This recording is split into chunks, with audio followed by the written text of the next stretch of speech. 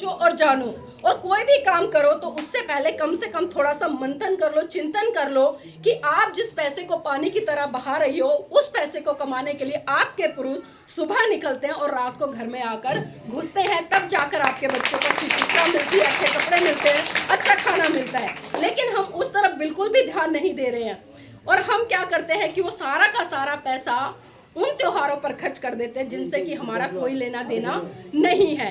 कितनी महिलाएं ऐसी है जो करवा चौथ का व्रत यहाँ पर करती है? ईमानदारी से बताना, करवा चौथ का व्रत सारी महिलाएं करती हैं?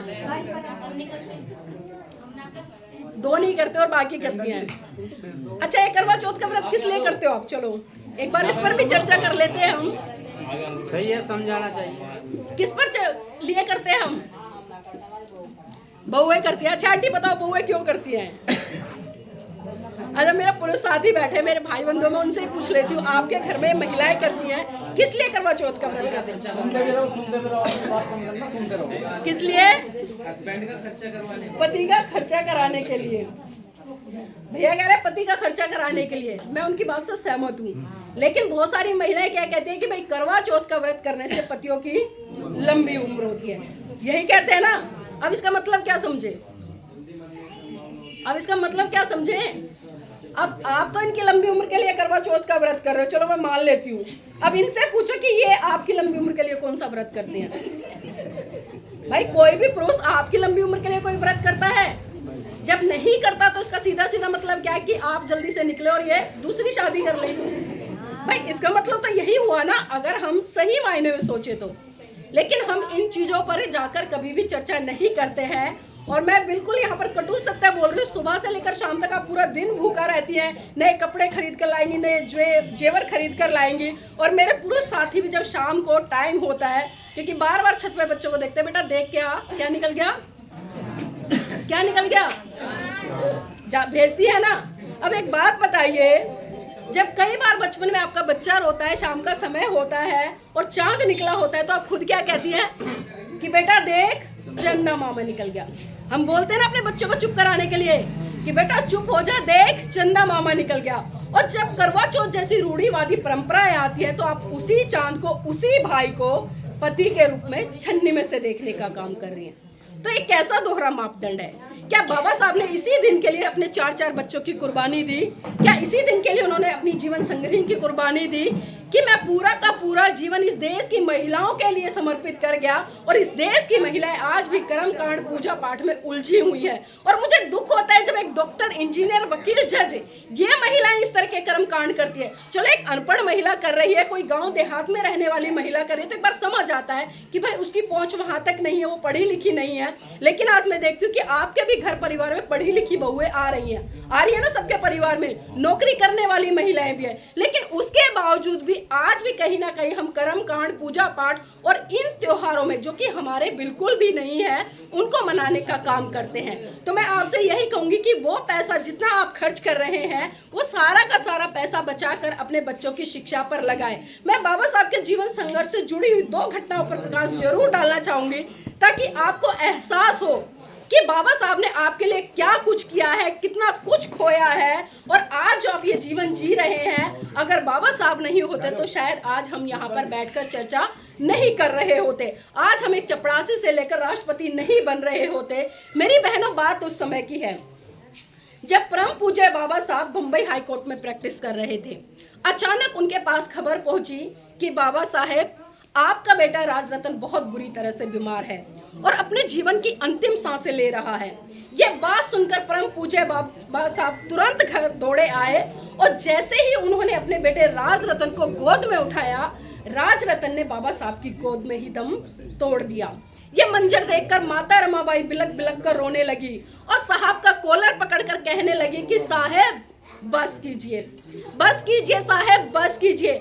आपकी समाज सेवा के भूत ने एक एक करके मेरा पूरा परिवार उजाड़ दिया, साहेब बस कीजिए। तो बाबा साहब कहते कि रमा चुप हो जा, रमा चुप हो जा, तू तो रो भी सकती है, लेकिन मेरी तो आंखों के आंसू ही सूख चुके हैं, क्योंकि प्रतिदिन मैं अपने समाज के हजारों बच्चों को मरते हुए देखता हूँ। रमा चुप हो जा। तो माता रमाबाई फिर कहती है साहेब मैं आज फिर चुप हो जाऊंगी, मैं आज फिर चुप हो जाऊंगी। लेकिन आप मुझे एक बात बता दीजिए कि जब जब आप अपने बेटे राज रतन को गोद में खिलाया करते थे तो बड़े हर्षोल्लास के साथ कहा करते थे कि रमा मेरा बेटा बड़ा होकर एक दिन इस देश पर राज करेगा। तो साहेब आज राज रतन तो इस दुनिया में रहा नहीं, अब मुझे आप ये बता दीजिए कि बड़ा होकर इस देश पर अब कौन राज करेगा। तो बाबा साहब माता रमाबाई को धानस बनाते हुए फिर कहते हैं और राज रतन के पार्थिव शरीर पर हाथ रखकर कसम खाते हैं कि रमा मैं भारत देश में एक दिन ऐसा काम करके जाऊंगा कि भारत की हर रमा की कोख से जल लेने वाला राज रतन इस देश पर राज करेगा, इस देश पर राज करेगा। और वो राज मेरी बहनों मेरे भाइयों आज हम लोग संविधान के माध्यम से कर रहे हैं। परम पूज्य बाबा साहब ने संविधान के माध्यम से आपको एक वोट देने तक से लेकर एक शासक बनने तक का अधिकार दिया। लेकिन विडंबना है कि ना तो हमने बाबा साहब के 4-4 बच्चों की कुर्बानी को समझा, ना ही संविधान के तहत जो वोट की ताकत थी उसको समझा। अभी चुनाव गए आपके बीच में, यहाँ पर प्रथम चरण में वोटिंग हुई होगी, आप वोट करने गए होंगे। क्या आपने सोचा कि हम किस पार्टी को वोट कर रहे हैं, क्यों वोट कर रहे हैं, किस आधार पर कर रहे हैं? साहब मान्यवर काशीराम जी साफ साफ कहा करते थे कि जितनी सुरक्षा, जितनी देखरेख आप अपने घर की बहन बेटियों की करते हो ना, तो उतनी ही सुरक्षा, उतनी ही देखरेख उस वोट की करो जो आपको एक शासक बनाती है। लेकिन आज हमने क्या किया, अगर आज मार्केट में आप जाएंगे, एक मुर्गा खरीद कर लाना 200-250 रुपए किलो मिलेगा। एक गधा भी खरीदने जाओगे ना, उसकी वैल्यू भी 10 या 20 या 25 हजार है। एक बकरा खरीदने जाओगे, उसकी वैल्यू भी इतनी है। लेकिन विडंबना है कि आज मेरे बहुजन समाज के लोगों ने उस वोट की वैल्यू को उस मुर्गे, उस बकरे, उस गधे से भी कम कर दिया है और मात्र एक दारू के बदले या 500 के नोट के बदले, एक साड़ी के बदले, एक कम्बल के बदले हम अपना बहुमूल्य वोट जो एक बेटी के बराबर है उसको कहीं ना कहीं हम उन पार्टियों को देने का काम करते हैं जो शासन करने के बाद, जो सत्ता में आने के बाद हमारे ऊपर अत्याचार शोषण करती है, हमारे बच्चों से शिक्षा छीनती है, हमारे बच्चों से रोजगार छीनती है। और इतना ही नहीं, जब हमारे समाज की बहन बेटियों पर अत्याचार शोषण होता है, हम सड़कों पर आंदोलन करते हैं, लेकिन तब हमारे बचाव के लिए कोई नहीं आता। आपने मनीषा बाल्मीकि हाथरस जो कांड था सब जानते होंगे, कितनी निर्मम हत्या थी।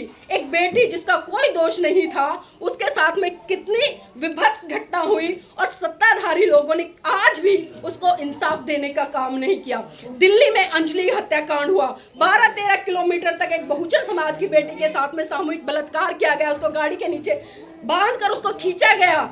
आज भी वो बेटी इंसाफ के लिए, उसके परिवार पूरा लड़ रहा है, वो बेटी इस दुनिया में नहीं है। क्या उसको इंसाफ मिला? कारण क्या था? क्योंकि जब इन सत्ताधारी लोगों को हमारा वोट लेना होता है तो हम हिंदू हो जाते हैं, और जब हमारी बहन बेटियों के ऊपर अत्याचार शोषण होता है तब हम दलित हो जाते हैं। और बाबा साहब ने आपको साफ साफ संदेश दिया। 1935 में बाबा साहब ने एवला की धरती से साफ साफ घोषणा की कि मैं हिंदू धर्म में पैदा हुआ, ये मेरे बस की बात नहीं थी, लेकिन मैं हिंदू धर्म में मरूंगा नहीं। और ठीक 21 साल बाद 1956 में 14 अक्टूबर सन 1956 में नागपुर की पावन धरती पर बाबा साहब ने 7-8 लाख लोगों के साथ में बौद्ध धर्म की दीक्षा ली। लेकिन विडंबना है कि वो 7-8 लाख लोग कहाँ चले गए? जिस देश में महाकाणिक तथागत बुद्ध जन्मे, जिस देश में उनके सिद्धांत पनमे, जिस देश में उनके सिद्धांत पनप कर इतने बड़े स्तर पर भारत की सीमाओं से बाहर निकल कर गए और भारत को एक समय में विश्व गुरु का दर्जा मिला। लेकिन विडंबना कि उसी धर्म के लिए आज हम तरस रहे हैं, उसी धर्म के लिए आज कहीं ना कहीं हम संघर्ष करते हैं। हम देखते हैं कि जब हमारे देश के माननीय प्रधानमंत्री नरेंद्र मोदी जी विदेश में जाते तो बड़े गर्व से कहते हैं कि हम बुद्ध की धरती भारत से आए हैं। लेकिन हम देखते हैं कि उस बुद्ध की धरती भारत में ही वो बुद्ध की विचारधारा से युद्ध करते नजर आते हैं। लेकिन हम इन चीजों को समझते नहीं है। बाबा साहब ने साफ साफ संदेश दिया कि भाई जाइए, आप अपने घर की दीवारों पर लिख दे कि आप इस देश के शासक हैं। ना तो इस देश के शासक बने और ना ही बाबा साहब के जो दूसरा सपना था कि मेरा ये पूरा भारत बोध में हो। लेकिन हम बाबा साहब के दोनों सपनों को साकार करने में आज भी पूरी तरह से फेल है। और उसका कारण यही है कि ना तो हम संगठित हैं, ना ही हम संघर्ष कर रहे हैं, और ना ही आज हम सही रूप से शिक्षित हो रहे हैं। अगर शिक्षित होने की बात करूं तो आज हम अपने बच्चों को किस दिशा में शिक्षित कर रहे हैं? सिर्फ डिग्रियां ली, पढ़ाई करी और उसके बाद में नौकरी लग जाए।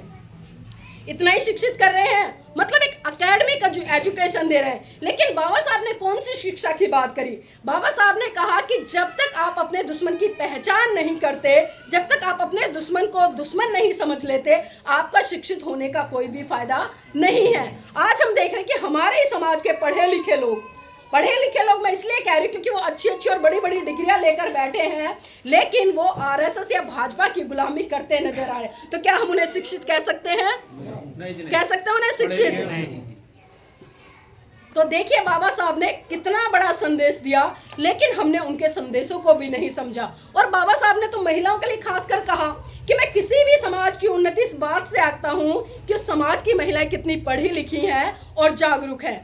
अभी मैंने कहा कि हम पढ़ लिख तो गए हैं, डिग्रियां बहुत है हमारे पास में, लेकिन जो जागरूकता की बात करी, अपने दुश्मन की पहचान करी, वो आज भी शायद हमें नहीं है। आज भी कोई आता है, हमें प्रलोभन देता है, कुछ भी बताता है, हम उसकी बातें मान लेते हैं, लेकिन अपने इस विवेक का इस्तेमाल नहीं करते। अभी बिटिया जिस तरह से कह रही थी, उन्होंने जो धम्पत की पहली गाथा कहा कि मनोपुपगमा धम्मा मनोसेठा